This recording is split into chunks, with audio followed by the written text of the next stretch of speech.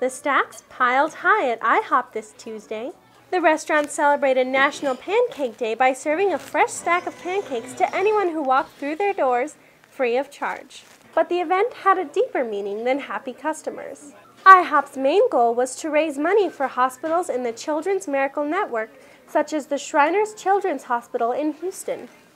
This IHOP at the corner of Delray and Telshore has been part of nationwide efforts to raise over $10 million.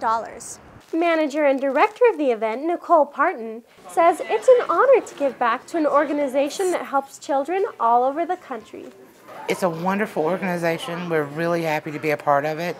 The Shriners do so much for the community, and not just in Las Cruces, but nationwide. And all those pancake eaters were happy to help.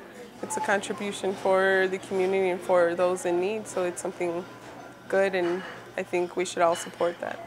I think it benefits a lot. I mean, I'm also a mother. It greatly helps them.